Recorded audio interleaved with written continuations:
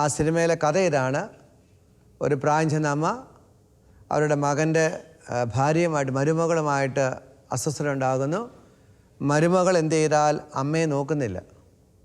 അപ്പോൾ ഈ അമ്മച്ചിയുടെ കൊച്ചുമോള് എന്ന് വെച്ചാൽ മകൻ്റെ മോള് എന്ത് ചെയ്യുന്നു, അമ്മയ്ക്ക് പകരമായിട്ട് നന്നായിട്ട് നിന്നുകൊണ്ട് വലിയമ്മച്ചിയെ സ്നേഹിക്കുകയും വലിയമ്മച്ചിയെ കൂടുതലായിട്ട് സഹായിക്കുകയും വലിയമ്മച്ചിക്ക് വേണ്ട എല്ലാ സഹായവും ചെയ്തു കൊടുക്കുന്ന കഥയാണ്. ഈ സിനിമ ധ്യാനത്തിനിടയിൽ കാണിച്ചു. ആ ധ്യാനത്തിലൂടെ ദൈവാനുഭവം ലഭിച്ച ഒരു പെൺകുട്ടി ഉണ്ടായിരുന്നു. അവൾ എന്ത് ചെയ്തറിയാവോ, ധ്യാനം കഴിഞ്ഞിട്ട് വീട്ടിൽ ചെന്നു. അതുവരെയും അവളുടെ അമ്മച്ചിയായിട്ട് വഴക്ക് പിടിക്കുമ്പോൾ, ഇവളുടെ വെല്ലുമ്മച്ചിയായിട്ട് വഴക്ക് പിടിക്കുമ്പോൾ അവൾ കഴിവതും മമ്മിയുടെ സൈഡിൽ നിന്നുകൊണ്ട് വെല്ലുമ്മച്ചിയെ സഹായിക്കാൻ ഒരു തരത്തിലും ഹെൽപ്പ് ചെയ്യത്തില്ലായിരുന്നു. എന്നാൽ യേശുവിൻ്റെ അനുഭവം ലഭിച്ചപ്പോൾ അവൾക്ക് മനസ്സിലായി, എൻ്റെ വെല്ലുമ്മച്ചിയെ സഹായിക്കേണ്ടത് എൻ്റെ കടമയാണ്. അവൾ എന്ത് ചെയ്തറിയാവോ, വെല്ലുമ്മച്ചിയുടെ കൂടെ ഇരുന്ന് പ്രാർത്ഥിക്കാൻ തയ്യാറായി. കണ്ണിന് കാഴ്ചയ്ക്ക് ബുദ്ധിമുട്ടുള്ള വെല്ലുമ്മച്ചിക്ക് ബൈബിൾ വായിച്ചു കൊടുക്കാൻ തയ്യാറായി. അങ്ങനെ വെല്ലുമ്മച്ചിയെ വളരെയധികം സ്നേഹിക്കുകയും ബഹുമാനിക്കുകയും ആദരിക്കുകയും ചെയ്തു. കുഞ്ഞുങ്ങളെ, അതുവഴി ആ വെല്ലുമ്മച്ചിയെ, ആ പെൺകുട്ടിക്ക് തൻ്റെ വെല്ലുമ്മച്ചിയെ നല്ലൊരു മരണത്തിന് വേണ്ടി ഒരുക്കി സന്തോഷത്തോടെ സ്വർഗത്തിലേക്ക് യാത്രയാക്കുവാൻ അവൾക്ക് സാധിച്ചു. ഇപ്രകാരം ഇവൾക്ക് സാധിച്ചതിൻ്റെ കാരണം ഇതായിരുന്നു. ഇവൾ ക്രിസ്തുവിനെ തിരിച്ചറിഞ്ഞപ്പോൾ അവൾക്ക് മനസ്സിലായി, ക്രിസ്തുവിൻ്റെ സ്നേഹം നിറഞ്ഞ ഒരു വ്യക്തിക്ക് മാത്രമേ മരണശേഷം സ്വർഗരാജ്യത്തിലേക്ക് പ്രവേശിക്കാൻ സാധിക്കുകയുള്ളൂ.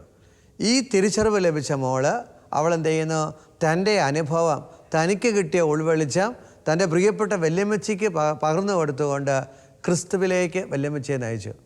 പ്രിയപ്പെട്ട മക്കളെ, നമ്മുടെ ഓരോരുത്തരുടെയും കടമയാണ് നമ്മുടെ കുടുംബത്തിലുള്ള ചുറ്റുപാടുമുള്ള വ്യക്തികൾക്ക് ക്രിസ്തുവിനെ പകർന്നു കൊടുക്കുക. നമ്മുടെ കുടുംബത്തിൽ നിന്ന് മരണം വഴി വേർപെട്ടു പോയ, പ്രത്യേകിച്ച് ക്രിസ്തുവിനെ അറിയാതെ പോയ ഓരോ ആത്മാക്കളും അല്ലെങ്കിൽ വ്യക്തികളും നരകത്തിൽ പീഡിപ്പിക്കപ്പെടുമ്പോൾ അവരുടെ ഒരേ ഒരു പ്രാർത്ഥന, ഞങ്ങളുടെ ഈ അവസ്ഥ തങ്ങളുടെ തലമുറയ്ക്കോ ബന്ധുജനങ്ങൾക്കോ വരാതിരിക്കണമെന്നാണ്. വരാതിരിക്കണമെങ്കിൽ അവരോട് നാം ക്രിസ്തുവിനെക്കുറിച്ച് പറയണം. Praise the Lord. അതിന് ബൈബിളിൽ ഒരു സംഭവം പറയുന്നുണ്ട്. ലൂക്കായുടെ സുവിശേഷം അതിൻ്റെ 16 അധ്യായം നമുക്കെടുക്കാം. നിങ്ങൾ എവിടെയാണെങ്കിലും ഞങ്ങളോടൊപ്പം ബൈബിൾ എടുത്ത് ഞങ്ങളോടൊത്ത് വായിക്കുന്നത് ദൈവാനുഗ്രഹം നിങ്ങൾക്ക് ലഭിക്കാൻ സഹായമാണ്.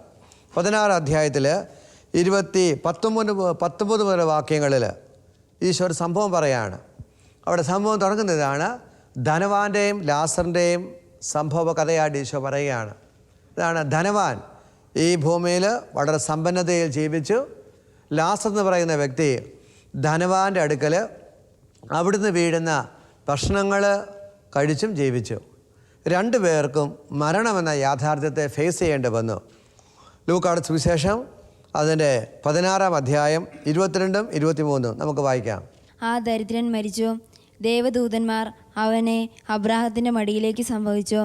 ആ ധനികനും മരിച്ചടക്കപ്പെട്ടു. അവൻ നരകത്തിൽ പീഡിപ്പിക്കപ്പെടുമ്പോൾ കണ്ണുകൾ ഉയർത്തി നോക്കി. ദൂരെ അബ്രാഹത്തെയും അവൻ്റെ മടിയിൽ ലാസറിനെയും കണ്ടു. ദരിദ്രനും മരിച്ചു, ധനവാനും മരിച്ചു. രണ്ടു പേർക്ക് മരണശേഷം രണ്ട് അവസ്ഥയാണ്. ഒരാൾക്ക് സ്വർഗീയമായ അവസ്ഥ, ലാസറിന് സ്വർഗീയമായ അവസ്ഥ, അബ്രാഹത്തിൻ്റെ മടിയിൽ കിടക്കുന്നു. ധനവാൻ എന്ത് ചെയ്യുന്നു? നരകത്തിൽ പീഡിപ്പിക്കപ്പെടുന്ന അവസ്ഥ. Praise the Lord.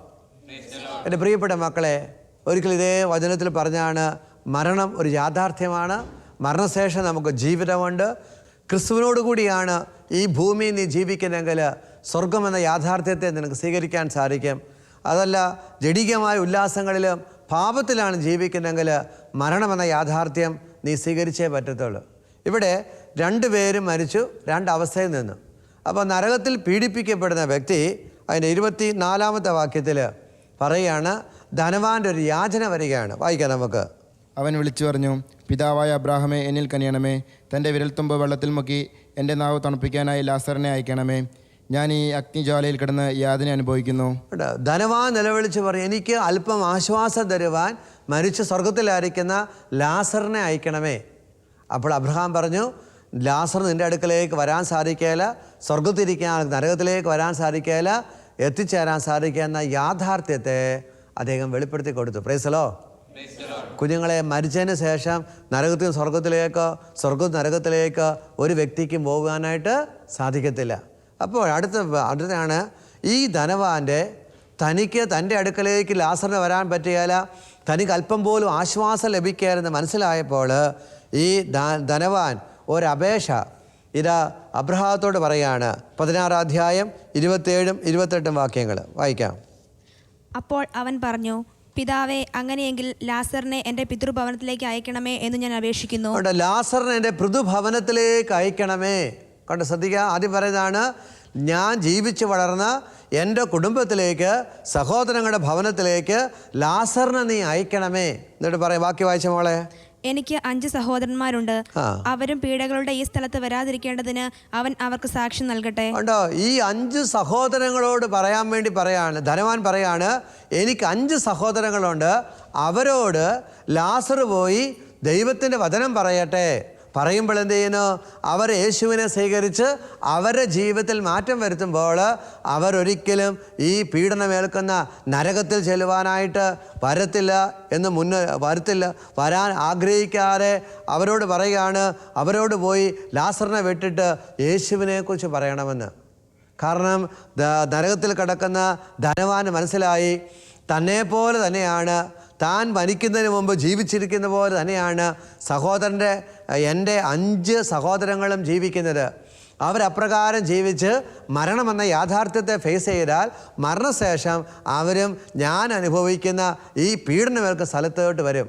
അത് വരാതിരിക്കാൻ പ്രിയപ്പെട്ട മക്കളെ, ഈ ധനവാൻ പറയാണ് ലാസറിനെ അങ്ങോട്ട് അയക്കണമെന്ന്. പ്രൈസലോ, ഒരു ഹല്ലേലൂയ, ഹല്ലേലൂയ. അബ്രഹാം പറയുന്നൊരു മറുപടിയുണ്ട്. 29 വാക്യം നമുക്ക് വായിക്കാം. അബ്രഹാം പറഞ്ഞു, അവർക്ക് മോശയും പ്രവാചകന്മാരും ഉണ്ടല്ലോ, അവരുടെ വാക്ക് കേൾക്കട്ടെ. അവർക്ക് മോശയും പ്രവാചകന്മാരും ഉണ്ടല്ലോ, അവരുടെ വാക്കുകൾ കേൾക്കട്ടെ. ശ്രദ്ധിക്കുക കുഞ്ഞുങ്ങളെ, ജീവിച്ചിരിക്കുന്നവർ വായിക്കേണ്ടത്, ഉപയോഗിക്കേണ്ട ഒരേ ഒരു പുസ്തകം ബൈബിളാണ്, അല്ലെങ്കിൽ ബൈബിൾ പ്രഭാഷണങ്ങളാണ് കേൾക്കേണ്ടത്. അങ്ങനെ കേൾക്കുന്ന ക്രിസ്തുവിനെ സ്വീകരിക്കുന്ന വ്യക്തിക്കേ ഉള്ളൂ മരണശേഷം സ്വർഗത്തിൽ പോകാൻ സാധിക്കുകയുള്ളൂ. അപ്പോൾ അബ്രഹാത്തോട് പറഞ്ഞു അവരെ അയക്കണമേ. അപ്പോൾ ഈ അബ്രഹാം എന്ന് പറഞ്ഞറിയാവോ, മോശയും പ്രവാചകന്മാരും അവരുണ്ടല്ലോ, അവരുടെ ബുക്ക് അവർ വായിക്കട്ടെ, പുസ്തകം വായിക്കട്ടെ. അപ്പോൾ ഈ ധനവാൻ വീണ്ടും പറയുന്നൊരു വാക്കുണ്ട്. 30 വാക്യം വായിക്കാം. ധനവാൻ പറഞ്ഞു, പിതാവായ അബ്രഹാമേ, അങ്ങനെയല്ല, മരിച്ചവരിൽ ഒരുവൻ ചെന്ന് പറഞ്ഞാൽ അവർ അനുതപിക്കും.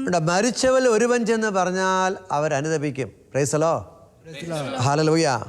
അപ്പൊ അബ്രഹാം മറുപടി പറഞ്ഞു, എന്താണ്? അബ്രഹാം അവനോട് പറഞ്ഞു, മോശയും പ്രവാചകന്മാരും പറയുന്നത് അവർ കേൾക്കുന്നില്ലെങ്കിൽ മരിച്ചവരിൽ നിന്ന് ഒരുവൻ ഉയർത്താലും അവർക്ക് ബോധ്യമാവുകയില്ല. മരിച്ചവൻ ഒരു ഉയർത്തെഴുന്നേറ്റ് പറഞ്ഞാലും അവന് ബോധ്യമാവുകയില്ല. പ്രിയപ്പെട്ട മക്കളെ, ഈ കഥ അല്ലെങ്കിൽ ഈ സംഭവം ദൈവം എഴുതി എന്തറിയാവോ, നമ്മുടെയൊക്കെ കുടുംബത്തിൽ നിന്ന് ക്രിസ്തുവിനെ അറിയാതെ, ആത്മീയമായി ജീവിക്കാതെ മരിച്ചുപോയ ഓരോ വ്യക്തികളും നിത്യമായ നരാഗ്നി കടന്നുകൊണ്ട് നിലവിളിക്കുകയാണ്. എന്താണ്? നമ്മുടെ വല്യപ്പച്ചനാണെങ്കിൽ നിലവിളിക്കുകയാണ്, മക്കളെ, എനിക്ക് വന്ന ഈ അബദ്ധം, ഈ തകർച്ച കൊച്ചുമക്കൾക്ക് വരരുതേ. ഒരാൾ നിത്യമായ നാശത്തിലേക്ക് പോകാതിരിക്കണമെങ്കിൽ അയാൾ എന്ത് ചെയ്യണം? ആരെ അറിയണം? ക്രിസ്തുവിനെ അറിയണം. ക്രിസ്തുവിനെ അറിയുന്ന ഒരു വ്യക്തിക്കേ ഉള്ളൂ സ്വർഗത്തിലേക്ക് പ്രവേശനമുള്ളൂ. അതുകൊണ്ട് നമ്മൾ പാട്ടിലൂടെ പാടിയത്, യോഹന്നാൻ സുവിശേഷം 14:6 പാടിയത്, വഴിയും സത്യവും ജീവനും ഞാനാകുന്ന എന്നിലൂടെ അല്ലാതെ ആരും ദൈവരാജ്യത്തിൽ പ്രവേശിക്കുന്നില്ല. കുഞ്ഞുങ്ങളെ, നമ്മൾ ക്രിസ്തുവിനെ കൊടുക്കണം. വാസ്തവത്തിൽ നരകത്തിൽ കിടക്കുന്ന, ശുദ്ധികലശം ധരിക്കുന്ന ഓരോ ആത്മാക്കളെ രോദനമാണ് ഞങ്ങൾക്ക് വന്ന ഈ അബദ്ധം, ഈ തകർച്ച ഇപ്പോൾ ജീവിച്ചിരിക്കുന്ന ഒരാൾക്ക് പോലും ഉണ്ടാകരുതെന്ന്.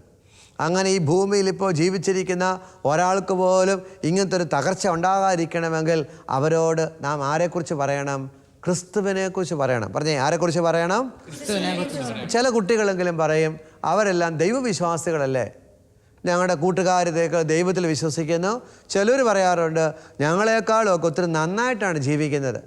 എത്രമാത്രം ദൈവവിശ്വാസമുണ്ടെങ്കിലും, എത്രമാത്രം നന്നായിട്ടാണ് ജീവിക്കുന്നതെങ്കിലും കുഞ്ഞുങ്ങളെ, വചനം നമ്മളെ കൃത്യമായിട്ട് പഠിപ്പിക്കുന്നുണ്ട്.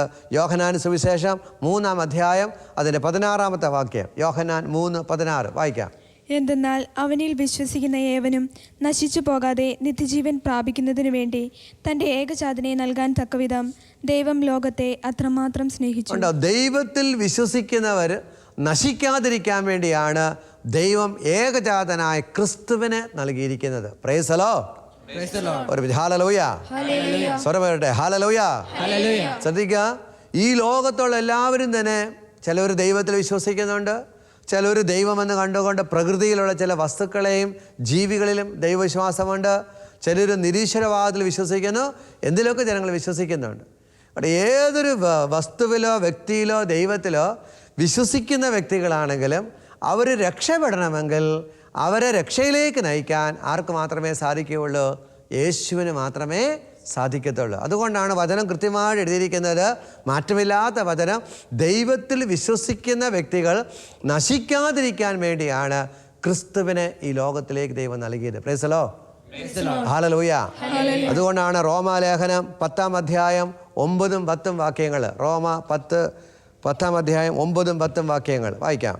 ആകയാൽ യേശു കർത്താവാണ് എന്ന് അധരം കൊണ്ട് ഏറ്റുപറയുകയും ദൈവം അവനെ മരിച്ചവരിൽ നിന്ന് ഉയർപ്പിച്ചു എന്ന് ഹൃദയത്തിൽ വിശ്വസിക്കുകയും ചെയ്താൽ നീ രക്ഷ പ്രാപിക്കും. നീ രക്ഷ പ്രാപിക്കാൻ 2 കാര്യങ്ങളാണ് പറഞ്ഞിരിക്കുന്നത്. ഒന്ന്, യേശു കർത്താവാണെന്ന് അധരം കൊണ്ട് ഏറ്റു പറയണം.